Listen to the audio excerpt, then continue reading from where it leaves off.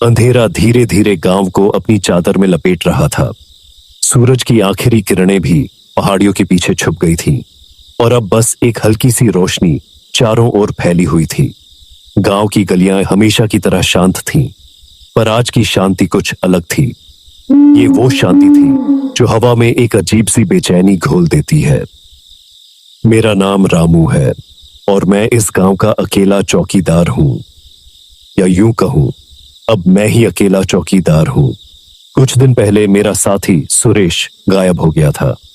लोग कहते हैं कि वो शहर चला गया है, लेकिन मुझे पता है कि वो शहर नहीं गया, वो इसी गांव में कहीं है। सुरेश एक हंसमुख बहादुर आदमी था, पर पिछले कुछ समय से वो अजीब हरकतें कर रहा था। रात को चौकीदारी करते समय वो बार बार पीछे मुड़कर देखता, जैसे कोई उसका पीछा कर रहा हो। मैं उससे पूछता, क्या हुआ सुरेश? वो बस कांपते हुए कहता, पीछे कोई है। मैं हंसता और कहता, अरे बस तुम्हारा वहम है, अंधेरे में हर परछाई डरावनी लगती है। पर सुरेश की आंखों में जो डर था वो कोई वहम नहीं था। उस दिन भी हम चौकीदारी पर थे। रात गहरी हो चुकी थी, चांद बादलों के पीछे छिपा था। अचानक सुरेश रुक गया, उसका चेहरा पीला पड़ गया था। मैंने पूछा, क्या हुआ? उसने अपनी उंगली से पीछे की ओर इशारा किया। मैंने पीछे मुड़कर देखा, वहां कुछ नहीं था, बस सूखी घास और टेढ़ी मेढ़ी पेड़ की टहनियां थीं जो हवा में हिल रही थीं। मैंने कहा, अरे सुरेश, फिर वही वहम? पर सुरेश ने एक भी बात नहीं सुनी। वो अचानक जोर जोर से हंसने लगा, एक ऐसी हंसी जो किसी को नींद में भी डरा दे। फिर वो अचानक मुड़ा और झाड़ियों में भाग गया। मैं उसे रोकने के लिए चिल्लाया, पर उसने मेरी बात नहीं सुनी। मैं उसके पीछे भागा, लेकिन वो अंधेरे में कहीं गायब हो गया। उसके बाद से वो नहीं मिला। अब मैं अकेला हूं, मैं अकेले चौकीदारी करता हूं, और अब मुझे भी वही महसूस होता है जो सुरेश को होता था। हर बार जब मैं गांव की गलियों से गुजरता हूं तो मुझे लगता है कि कोई मेरे पीछे चल रहा है।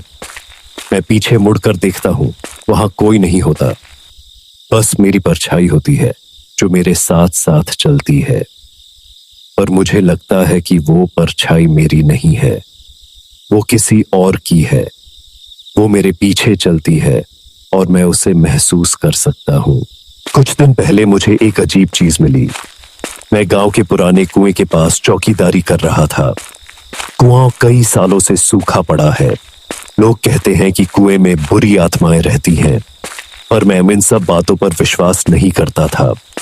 मैं कुएं के पास से गुजर रहा था, तभी मुझे एक अजीब सी आवाज सुनाई दी, जैसे कोई फुसफुसा रहा हो। मैंने ध्यान से सुना और मुझे लगा कि कोई मेरा नाम ले रहा है, रामू। मैंने पीछे मुड़कर देखा, कोई नहीं था। मैं आगे बढ़ गया, पर वो आवाज मेरे कानों में गूंजती रही। अगले दिन मैं फिर से उसी कुएं के पास गया। मैंने सोचा कि ये बस मेरा वहम है, पर इस बार मुझे एक और चीज मिली। कुएं के किनारे पर एक छोटा सा पत्थर रखा था, उस पर कुछ खुदा हुआ था। मैंने पास जाकर देखा और मैं जो कुछ भी पढ़ा उसे पढ़कर मेरी रूह कांप गई। उस पर लिखा था, पीछे कोई था। ये वही शब्द थे जो सुरेश बार बार कहता था। मैंने पत्थर को ध्यान से देखा, उस पर खून के निशान भी थे। मैं उस पत्थर को लेकर गांव के सरपंच के पास गया। मैंने उन्हें सब कुछ बताया, सुरेश के गायब होने से लेकर उस पत्थर तक के बारे में। सरपंच ने मेरी बात को हंसी में उड़ा दिया। उन्होंने कहा, रामू, लगता है तुम अकेले रहकर डरने लगे हो। ये सब तुम्हारा वहम है। सुरेश शहर चला गया है और ये पत्थर किसी बच्चे का होगा। पर सरपंच की आंखों में भी एक अजीब सा डर था। वो मेरी आंखों में आंखें डालकर बात नहीं कर पा रहे थे। मुझे लगा कि वो कुछ छुपा रहे हैं। अगले दिन मैंने फैसला किया कि मैं खुद सच का पता लगाऊंगा। मैंने रात को चौकीदारी के दौरान अपना रास्ता बदल दिया। मैं गांव के उस पुराने हिस्से की ओर गया जहां कोई नहीं जाता। वो हिस्सा कई सालों से वीरान पड़ा है। वहां पुराने टूटे फूटे घर हैं और वहां की हवा में एक अजीब सी बदबू है। मैं उस हिस्से में घुस गया। वहां की शांति इतनी गहरी थी कि मुझे अपनी सांसों की आवाज भी सुनाई दे रही थी। मैं एक पुराने टूटे फूटे घर के पास रुका। मुझे लगा कि कोई उस घर के अंदर है। मैंने अपनी लालटेन की रोशनी अंदर डाली। अंदर कोई नहीं था, पर मुझे लगा कि कोई मुझे देख रहा है। मैंने धीरे धीरे घर के अंदर कदम रखा। वहां पर धूल और मकड़ी के जाले थे। मैंने एक कोने में कुछ देखा। वहां पर कुछ कपड़े पड़े थे। मैंने उन्हें उठाकर देखा। वे कपड़े सुरेश के थे। मैं कांपने लगा। सुरेश यहां था। वो कहां गया? मैंने घर के चारों ओर देखा। मुझे एक बंद दरवाजा दिखा। दरवाजा लकड़ी का था और उस पर एक बड़ा सा ताला लगा था। मैं ताले को तोड़ने की कोशिश करने लगा, पर वो नहीं टूटा। मैं दरवाजे के पास खड़ा था। तभी मुझे दरवाजे के दूसरी ओर से एक धीमी अजीब सी आवाज सुनाई दी। रामू, अंदर मत आओ। ये आवाज सुरेश की थी, पर ये वो सुरेश नहीं था जिसे मैं जानता था। ये वो सुरेश था जो हंसता था, पर जिसकी हंसी में कोई खुशी नहीं थी। मैं दरवाजे पर जोर जोर से मुक्के मारने लगा। सुरेश, तुम कहां हो? क्या हुआ तुम्हें? पर अंदर से कोई जवाब नहीं आया। बस एक अजीब सी खामोशी थी। मैं उस दरवाजे को छोड़कर वापस गांव की ओर भागने लगा, पर मैं भागते भागते एक ऐसी जगह पर पहुंच गया जहां मैंने कभी सोचा भी नहीं था कि मैं जाऊंगा। मैं गांव के श्मशान घाट पर पहुंच गया। श्मशान घाट गांव से काफी दूर था और वहां कोई नहीं जाता था। मैं श्मशान घाट पर खड़ा था। तभी मुझे एक अजीब सी परछाई दिखी। वो परछाई मेरी थी। वो मेरे साथ साथ नहीं चल रही थी, बल्कि मेरे चारों ओर घूम रही थी। वो मुझे घूर रही थी। मैं डर गया।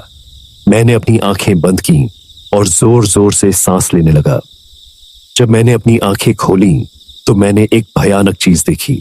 जमीन पर कुछ लिखा हुआ था। पीछे कोई नहीं है। मैं हक्का बक्का रह गया। अगर पीछे कोई नहीं है तो सुरेश को क्या हुआ? और वो कौन था जो मुझे देख रहा था? और वो आवाज किसकी थी? मैं सोचने लगा। तभी मुझे एक और चीज दिखाई दी। श्मशान घाट के एक कोने में एक छोटा सा गड्ढा था। मैं उस गड्ढे के पास गया। गड्ढे के अंदर मुझे एक मानव खोपड़ी दिखाई दी। खोपड़ी के पास एक लालटेन भी थी। वो वही लालटेन थी जो सुरेश के पास थी। अब मुझे सब कुछ समझ में आ गया था। सुरेश को कुछ नहीं हुआ था। वह कहीं नहीं गया था। वो यही था। वो गांव में ही था। पर वो मर चुका था और मैं भी मरने वाला था। पर कौन मार रहा था? मैंने एक बार फिर पीछे मुड़कर देखा। वहां कोई नहीं था, पर मुझे महसूस हुआ कि मेरे पीछे कोई है और जो मेरे मरने का इंतजार कर रहा है। मैं गांव की ओर भागने लगा। मैं भागता रहा जब तक कि मैं अपने घर नहीं पहुंच गया। मैंने दरवाजे को बंद किया और मैं डर के मारे कांपने लगा, पर मुझे पता था कि मैं घर में सुरक्षित नहीं हूं। वो मेरे पीछे था। वो हमेशा से मेरे पीछे था। वो सुरेश के पीछे भी था और अब वो मेरे पीछे है। वो हमेशा मेरे पीछे रहेगा जब तक कि मैं भी उसके जैसा नहीं हो जाता। उस रात मैं सोया नहीं। मैं बस अपने घर के दरवाजे की ओर देखता रहा, ये सोचकर कि वो दरवाजा कब खुलेगा और वो अंदर आएगा, पर वो नहीं आया। अगले दिन जब सुबह हुई तो मैं थोड़ा शांत हुआ। मैंने सोचा कि यह सब बस मेरा वहम था। मैंने खुद को समझाया कि सुरेश कहीं शहर चला गया है और वो जल्दी ही वापस आएगा। पर मेरे दिल में एक अजीब सा डर था जो मुझे सोने नहीं देता था। उस दिन भी मैं चौकीदारी कर रहा था। मैं धीरे धीरे गांव की गलियों से गुजर रहा था। मैं अब पीछे मुड़कर नहीं देखता था। मुझे पता था कि वहां कोई नहीं है, पर फिर भी मुझे लगता था कि कोई मेरे पीछे है। मैं बस चलता रहा। तभी मुझे एक आवाज सुनाई दी। वो मेरे कानों में कह रही थी, रामू, पीछे कोई है। मैं रुक गया। मैंने धीरे धीरे पीछे मुड़कर देखा। वहां कोई नहीं था, बस मेरी परछाई थी जो मेरे पीछे खड़ी थी, और वही परछाई मेरे कानों में कह रही थी, रामू, अब तुम मेरे जैसे बन जाओगे। और मैंने खुद को धीरे धीरे उसकी परछाई में बदलते हुए महसूस किया। मेरी आंखों में वही डर था जो सुरेश की आंखों में था। गले से वही हंसी निकल रही थी जो सुरेश के गले से निकली थी। और मैं जानता था कि अब मैं भी गांव के इस अंधेरे में कहीं खो जाऊंगा और कोई और मेरी जगह ले लेगा। और तब मैं भी कहूंगा, पीछे कोई था।